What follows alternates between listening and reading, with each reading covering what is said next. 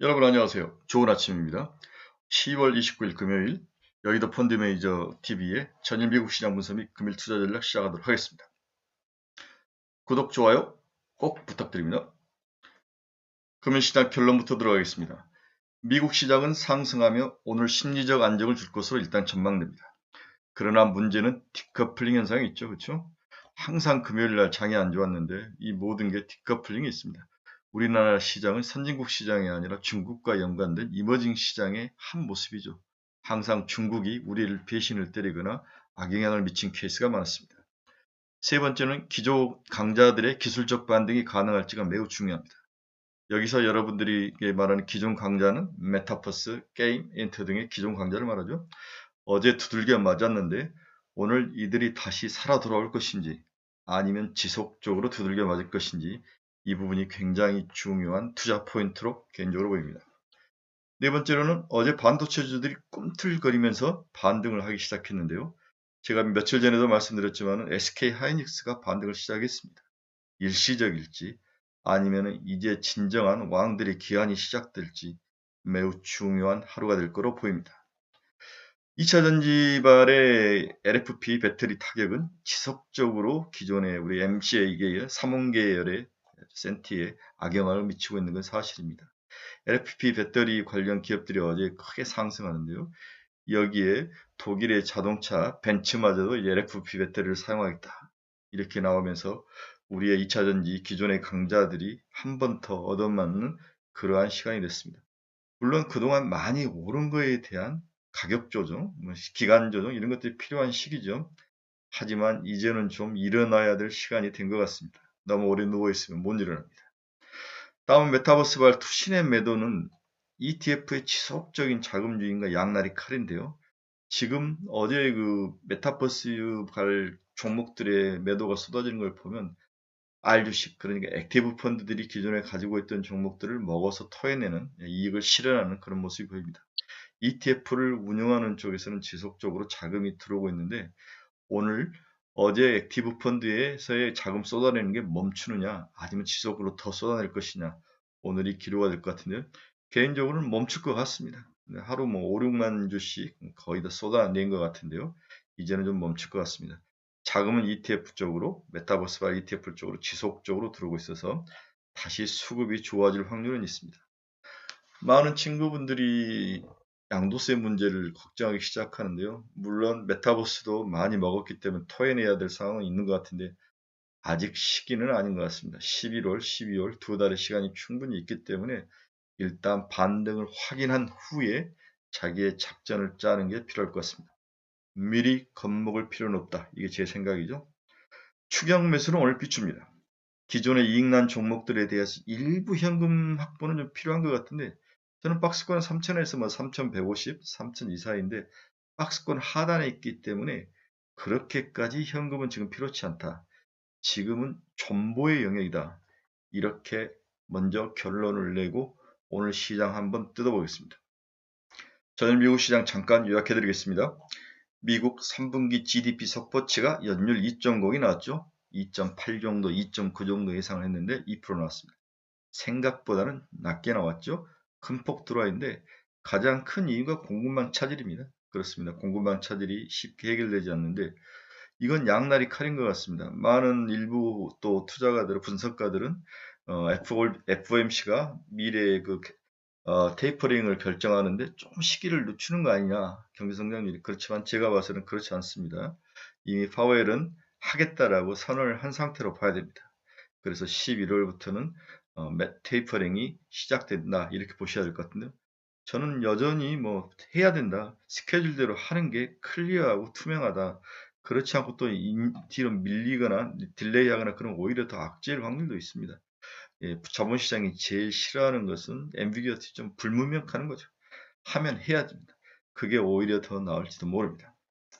애플과 아마존과 스타벅스가 실적을 발표했는데요. 뒤에 좀 자세히 다뤄보도록 하겠습니다.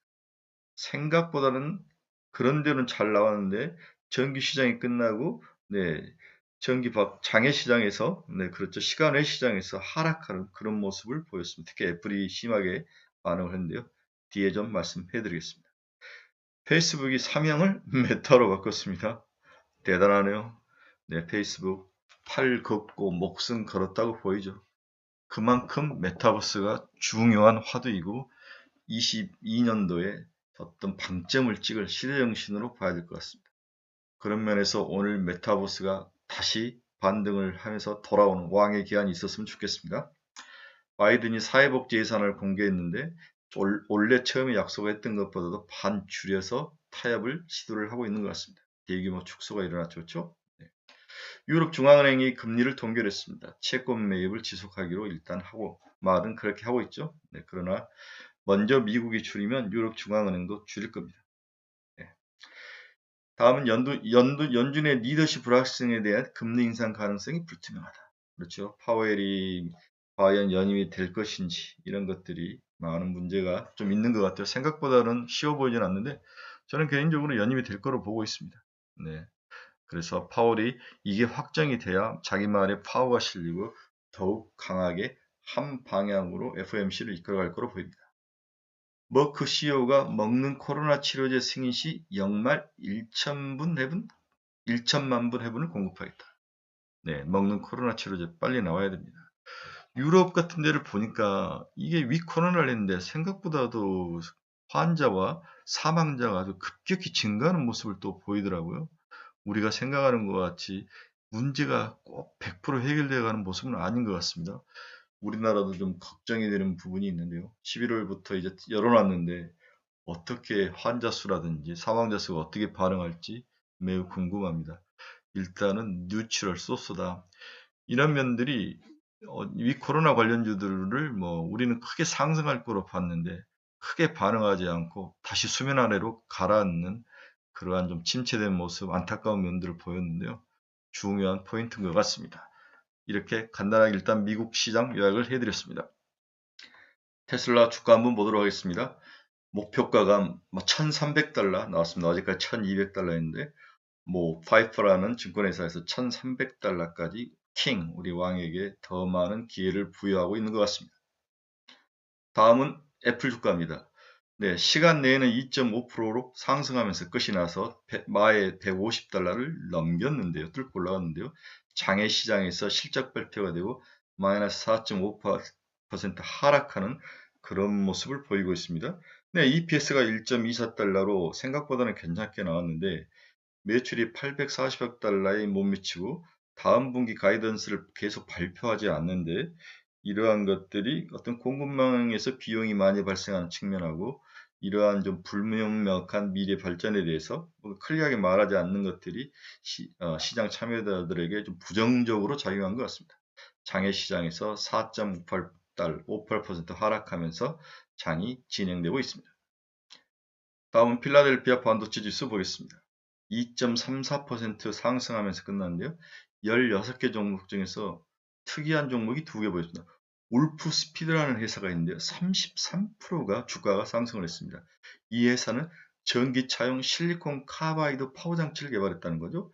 네, 전기차 관련 기술 개발을 하면서 주가가 33%가 상승하면서 끝났습니다. 다음에 테라다인이라는 회사가 11.35%가 상승했는데요. 테라다인은 우리가 공부 좀 한 사람들은 알죠. 반도체 후공정 테스트 장비 세계적인 기업이죠. 11.35%. DDR5 어제 제가 DDR5 목 터지게 외쳤죠. 어제 한국 시장에도 후공정 기업들이 많이 올랐는데 오늘도 후공정 기업들이 만만치 않을 것 같습니다. 상당히 좋을 것 같은데요. 여러분들이 좀 ISC라든지 리노공업 몇몇 후공정 유닛 테스트 이런 후공정 기업들 있죠. 이런 기업들에 대해서 좀 관심을 가지고 접근을 하실 것 같습니다. 해봐야 될 것 같습니다. DDR5는 세계죠. 수동전자. 다음에 우리 기판 그리고 후공정 이 세 개인데요. 제가 어제 강력하게 제가 2개 파트로 나눠서 자료 올려놨으니까 궁금하신 분들은 꼭 한번 다시 보시기 바랍니다. TSMC 주가 한번 볼까요? TSMC는 1.99% 올랐습니다. SK 하이닉스가 실적을 먼저 이끌고 있으며 삼성전자가 또 뒤따라가는 모습을 보이고 전공정, 소재, 후공정이 살짝 움직이는 뭔가 변화의 조짐인데 늘 문제죠. 과연 연속성이 있는가? 연속성이 있는가? 이 부분에 대해서 악유가 있어야 되는데 오늘 그리고 다음 주가 굉장히 중요한 모습이 될 것 같습니다. 비트코인 시장 잠깐 보겠습니다. 네, 이틀간 하락하다가 살짝 오늘 반등했는데 4.02%나 상승하며 마감을 지금 진행 중이죠. 61,343달러. 네, 6만 달러가 이미 넘어간 상태이죠. 비트코인이 올라야 주식시장도 좋아지는 양의 상관관계가 나타나는데 그렇습니다. 함께 활성화되고 돈이 함께 움직이는 거죠. 비트코인 한 사람 중에서 주식한 사람들도 굉장히 많습니다. 물론 비트코인만 하신 분들도 있는데 두 시장을 왔다 갔다 하는 사람들이 굉장히 많아요. 이런 면에서 비트코인은 정규 시장의 대안이 될 수도 있지만 서포팅하는 역할도 될 수 있다. 둘이 함께 좋아져야 장이 상승합니다. 엔비디아 한번 보겠습니다. 엔비디아는 2%가 상승해서 249.41달러 마감했습니다. 일단 300달러가 제가 목표라고 그랬죠. 엔비디아는 새로운 시장을 이끌 겁니다. 지속 상승할 겁니다. 흔들림일 수 있지만은 상승을 멈추지는 않을 겁니다. 그래서 자녀라든지 미래 노후 대책 뭔가를 사서 묻고 싶은 사람은 한국에서 찾기 힘들면 엔비디아 강력 추천합니다. 좋은 기업입니다. 채권 금리 한번 보도록 하겠습니다. 10년물 한번 볼까요? 1.58 어제보다 4bp 내렸죠. 올랐죠. 안정적인 모습을 보이죠. 30년물은 1.98%를 보이고 있습니다. 2년물 한번 볼까요? 2년물은 0.49%. 네, 채권 금리는 큰 변동은 없이 좀 안정적인 모습을 여전히 이어가고 있습니다. 유가 한번 보겠습니다. 유가는 큰 변동 없이 83.51달러로 마감을 했습니다. 네, 저희들은 이제 끊임없이 90달러, 100달러를 칠 거라고 생각을 했는데 일단은 선물 시장에서 투기적으로 들어왔던 포지션들이 이익 실현을 하는 모습들이 좀 나타나고 있습니다. 슬로우 좀 해지는 모습인데 유가가 더 상승하기보다는 좀 안정을 찾아야죠. 그래야 인플레이션이라는 그 괴물, 몬스터에 대한 싸움을 할 수 있습니다. 한국 시장 환율 한번 보도록 하겠습니다. 1170.50 오늘 끝났죠. 그렇죠? 네, 3원이 빠졌는데 좀 원화가 강세를 돌아선 거죠. 네, 1160원대 후반 중반 정도 있다가 다시 1170원대 상단까지 올라가다 다시 빠졌는데요. 제 생각으로는 1150원대까지 내려와야 됩니다. 환율이 좀 안정이 돼야 외국인들이 자금도 들어오고 국내 주식시장이 탄탄하게 바닥을 받치면서 견고하게 버틸 수 있는 기본 토대가 됩니다. 전일 시장 하락 원인을 먼저 간단히 짚고 넘어가 보도록 하겠습니다. 제가 보기에는 이익 실현 물량 출회가 큰 원인인 거 본 거죠. 여전히 중국 쪽에서 보이지 않는 리스크는 숨어 있고, 그렇죠. 그 다음에 가격이 단기적으로 많이 올라온 거에 대해서 사람들이 이익 실현을 많이 출회한 것 같은데, 특히 너무 급하게 오른 메타버스, 엔터, 게임주에 대한 이익 실현 출현 물량이 강력하게 출회됐다고 볼 수 있죠. 특히 투시들의 매도가 증가하고 있어 양날의 칼로 보여집니다. 메타버스는 뭐 알루식으로 산 쪽은 강력하게 파는데 또 ETF 쪽에는 돈이 들어오고 그래서 메이크업이 돼야 되는데 개인적으로는 이제 ETF 자금이 더 커지면 커질수록 안정적인 모습을 보일 것 같습니다. 그래서 메타버스를 들고 있는 우리 개인 투자가들은 크게 걱정할 필요는 없습니다. 견디셔야 돼요. 메타버스 ETF가 이제 자금이 들어오고 있어 추가 급락은 없을 것으로 전망된다. 여기에 2차 전지는 벤츠 차량의 LFP 배터리 채택이 이슈가 되면서 추가로 하락한 모습이 나타났죠. 이에 좀 자세히 다뤄보도록 하겠습니다. 롱레인지, 고급 기술에만 집착한 한국 배터리 업체들의 일부 폐차일 가능성도 존재하나 결국 전기차 배터리는 중국산을 이길 수 없는 구조적 모순을 감당해야 할 고통으로 보여집니다. LF 배터리는 그렇죠. LF 배터리는 아무리 우리가 지금 들어가서 승산이 없죠. 제가 봤을 때는 꼭 필요한 물량이 아니면 LFP 배터리는 들어갈 필요는 없을 것 같습니다. 그래서 애플이 LG화학과 뭔가 LFP 배터리를 만들어 달라고 서로 의견을 왔다 갔다 했던 것 같아요. 거기에 대한 화답으로 LG화학 쪽에서 LG에너지솔루션 쪽에서 LFP 배터리를 해주겠다, 만들겠다, 자기도 참여하겠다 이렇게 답을 한 것 같아요. 먼저 ESS 저장 장치를 먼저 만들어 보고 아직 시간이 충분히 있으니까 그 다음에 배터리를 만들 것 같습니다. 저는 LG화학과 애플은 반드시 서로 소통하고 서로 뭔가 계약을 맺을 것이다. 그렇습니다. 애플은 중국 애들을 믿지 않고 한국 애들을 믿을 확률이 더 높습니다. 그렇죠. 기술력도 있고 믿을만 하고 미국이 공장도 지어줄 수 있고 그렇죠. 자기 마음대로 또 손으로 주물럭주물럭 할 수 있는 애들이 한국이지 않습니까? 이런 면에서 애플이 LFP 배터리를 선택을 하는데 반드시 LG에너지 솔루션과 또 SK이노베이션과 한다면 우리로는 나쁜 선택은 아닙니다. 양수 겸장일 수 있는 확률이 있습니다. 이런 면에서 단기적으로 LFP 배터리가 한국 시장에 3원계를 후려갈기고 있지만 오래 가지는 못할 것이다. 맷집이 충분하기 때문에 오늘 내리면은 이제 우리 3원계 시장도 얻어맞는 게 끝나지 않을까 이런 생각을 해봅니다.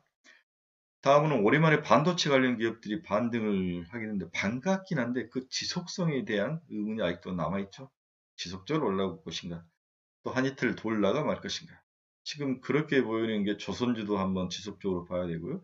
다음에 원전주도 올라오다가 이제 며칠 이제 시장 전체가 빠지니까 다시 깎부러지는 게 아닌가. 이 연속성에 대한 의문이 늘 들고 있습니다. 오늘이 중요한 어떤 테스팅하는 날이 되지 않을까 그런 생각입니다. 다만 제 생각에는 반도체 주가는 늘 시장 센티가 바닥일 때부터 들었습니다. 지금 모든 반도체에 대한 악재가 다 나왔죠. 네, B2C 안 된다, 재고 많이 쌓인다, 투자 많이 하지 않겠다, 가격으로 승부하겠다, 시장에서 새로운 디바이스가 없다, 뭐 여러 가지 의견이 나오면서 반도체 빅사이클이 죽고 내년 이번 4, 4분기, 그리고 내년 1, 2분기까지 장이 안 좋을 것이다. 가격이 하락할 것이다. 이런 온갖 악재가 나오기 시작한 거죠. 그 이미 주가에 충분히 반영이 됐는데 이럴 때 항상 경험적으로 보니까 반도체는 반등을 하더라. 그렇죠. 모든 악재가 다 끝나고 먼저 선반영돼서 주가는 먼저 반영합니다. 그렇죠. 그래서 다시 반도체 가격이 회복이 돼서 올라오면 그때 또 팔아야죠. 그렇죠. 네. 그래서 고포에 사고 저포에서 파는 게 반도체 업황의 일반적인 순환 사이클입니다. 여러분들이 이것을 원리를 잘 이해를 하셔야 합니다. 며칠 전에 LF 배터리하고 3원계 배터리 제가 기술이나 이런 차이점을 설명드렸는데요. 어제부터 며칠 전부터 관련 수혜주들이 크게 상승하죠. 어제는 코인테크가 떴습니다.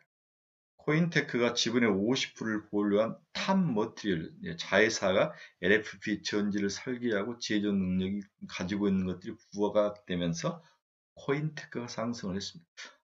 그렇지만 의문스럽죠. 과연 연속성이 있을까? 네, 오늘 한번 봐야 될 것 같습니다. 급하게 들어가시면 안 됩니다. 윗꼬리 달고 내려올 확률이 있기 때문에 사더라도 장 후반이나 종가 무렵에 보셔야 됩니다. 다음은 파워넷입니다. 네, 파워넷이 LFP 배터리의 가장 큰 수혜주로 지금 아무 그린테가 올라오고 있는데 중국의 CTL의 원통형 LF 배터리 한 개 모델에 대해 전기전자 국제 인증을 취득하고 배터리 팩 모듈 개발에 나선 것이 알렸다. 네, CTL의 원통형 LFP 배터리를 납품하고 있는 유일한 기업이다. 이게 알려지면서 파워넷이 지속적으로 상승을 하고 있죠. 네, 중국 CEL이라는 회사죠. CEL. 네. 다음은 아모그린텍입니다. 아모그린텍은 리튬 인산철 배터리를 중국에 납품하고 있답니다. 네, 그래서 아모그린텍이 LFP 배터리의 리더로 뜨고 있는 거죠. 네, 어제 또 독특한 종목은 CIS 같습니다. CIS. LF 배터리를 생산하는 중국 기업 CATL의 부품을 납품한 경력이 있다는 거죠. 지금은 납품하고 있는지 안 하고 있는지 모르지만 경력이 있다. 뭔가 장비를 공급한 경력이 있다. 이것 때문에 CIS가 어제 5% 가까이 떴습니다. 다음으로는 제가 또 찾아보니까 서진 오토모티브, 네, TPS라는 중국 회사 지분에 투자를 하고 있는 거죠. 동사는 CATL의 2차 전지와 리드탭을 만들어 이렇게 제공하고 있는 그런 회사죠. 네, 즉 간접적으로 관련이 있는 회사로 판명이 되고 있는 거죠. 좀 지켜봐야 될 것 같습니다. 펜스타 엔터프라이즈, 네, 최초로 이동통신기지국 비상전원용 리튬 인산철 배터리 시스템을 일본에 공급했다. 그렇죠? 비상전원용 배터리 시스템을 일본에 공급했다. LFP하고 관련이 있는 100% 자동차와는 관련이 없지만 LFP 기술을 간접적으로 가지고 있는 회사다 이렇게 볼 수 있는 거죠. 따라서 LFP 배터리 관련 수혜주는 코인테크, 파워넷, 아모그린텍, CIS인데 이 중에서 믿을 만한 것은 파워텍, 아모그린텍, CIS 이 정도. 하나만 고르라면 저는 아모그린텍이 제일 낫지 않을까 이렇게 예상을 해봅니다. 전일 시장 정지를 간단히 더해드릴게요. 메타버스.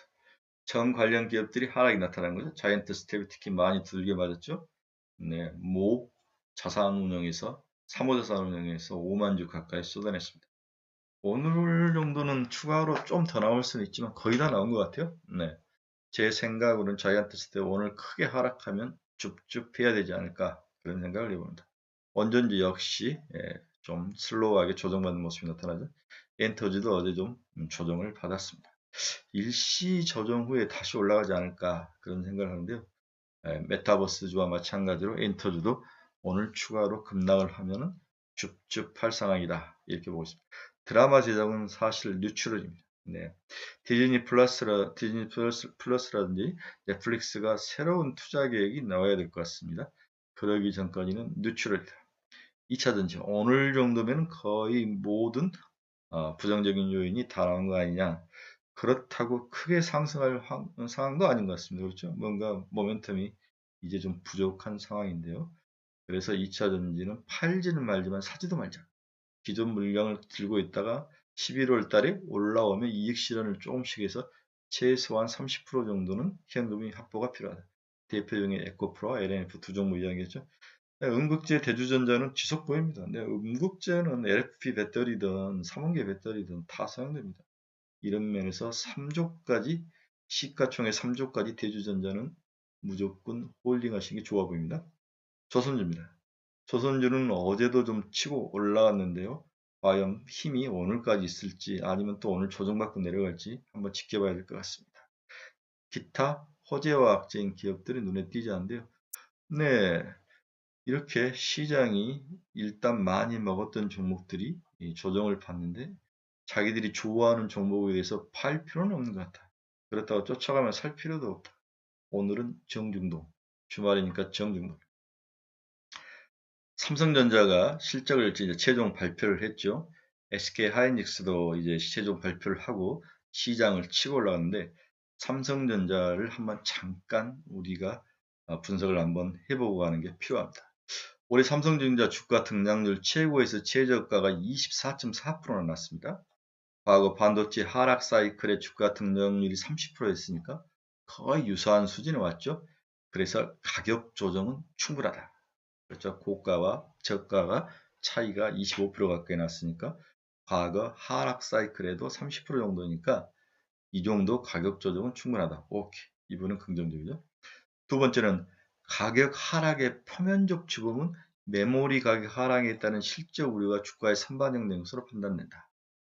그러나 이미 가격은 모든 악재를 선반영한 측면이 강하고 반도체는 최악의 신호를 겪는 과정에서 반등이 시작되는 경험이 많았다.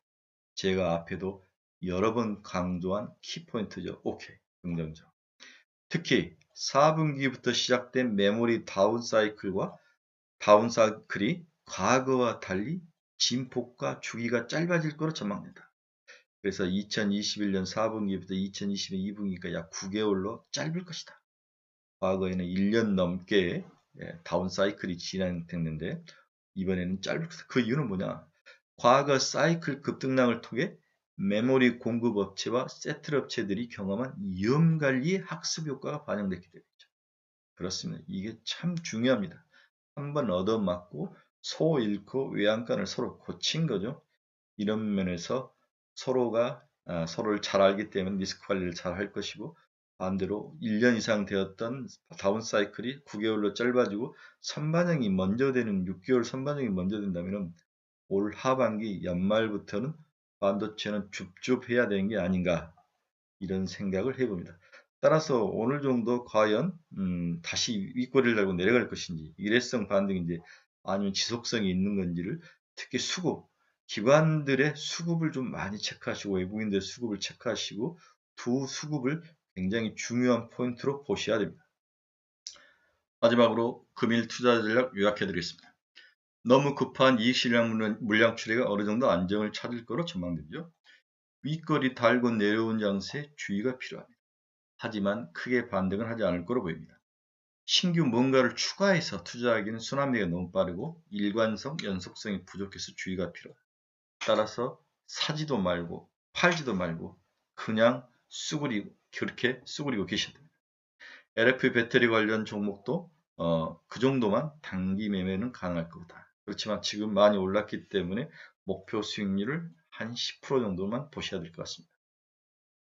오늘 추가 추천 종목은 오늘은 없습니다. 그만큼 시장을 예측하기가 어려운 장이라는 거죠. 자, 여러분, 미국 시장이 상승하며 장을 마감했습니다. 한국 주식시장에 심리적인 안정을 분명히 줄 겁니다. 하지만 기술적 반등 정도, 단기 반등 정도인데 윗꼬리를 달 확률이 있다. 그래서 추경 매수는 비추다. 그렇다고 팔 필요도 없습니다. 박스권 하단에 있기 때문에 굳이 팔 필요는 없습니다. 특히 어제 조정을 받은 메타버스 게임 엔터주하고 지속적으로 단기 조정을 받고 있는 2차 전지가 오늘 정도는 반등할 확률은 있어 보입니다. 살짝만 돌려도 좋은 거죠. 그리고 반도체가 지속적으로 반등의 힘이 있는지를 체크하는 그런 날이다. 이 정도 체크 포인트를 가지고 정중동하는, 그리고 주말을 즐기는 그러한 시간들이 됐으면 좋겠습니다. 여러분, 아침에 긴 시간 감사합니다. 즐겁고 멋진, 눈물 나도록 멋진 주말을 기원합니다. 감사합니다.